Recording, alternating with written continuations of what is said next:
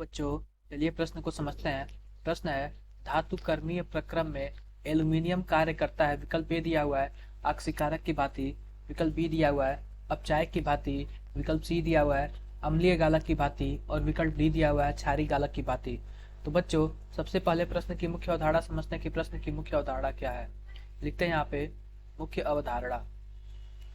तो बच्चों, मुख्य अवधारणा में हम क्या करते हैं कि हम डायरेक्ट क्या करते हैं, उत्तर लिखते हैं। तो जो धातु कर्मीय प्रक्रम में हम लिखते हैं यहाँ पे धातु कर्मीय प्रक्रम में एल्यूमीनियम अपचायक की भांति कार्य करता है। अपचायक की भांति कार्य करता है।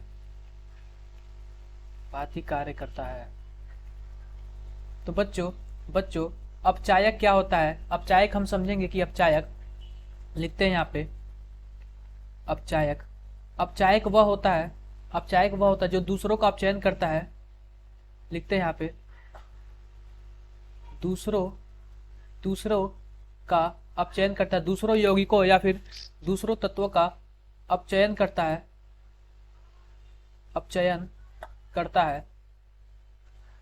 और खुद का ऑक्सीकरण करता है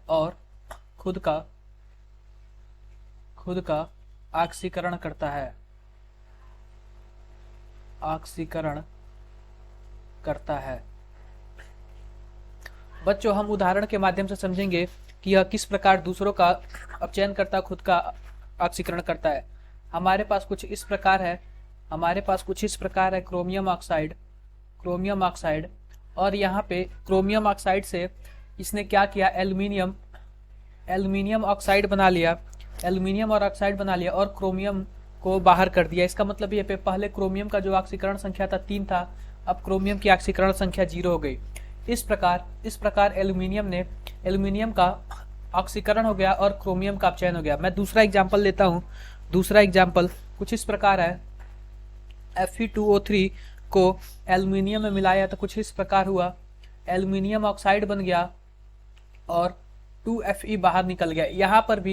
यहाँ पर भी जो हमारा आयरन है उसका रिडक्शन हुआ है और एल्यूमिनियम का ऑक्सीकरण हुआ है। जो दूसरों का रिडक्शन करता हो, खुद का ऑक्सीकरण करता हो, ऐसे को हम अपचायक कहते हैं। अपचायक। तो बच्चों, इस प्रकार हम देखें तो जो हमारा विकल्प बी है वो सही उत्तर है। आशा करते हैं कि आपको मुख्य अवधारणा के आधार पर प्रश्न समझ आया होगा। धन्यवाद।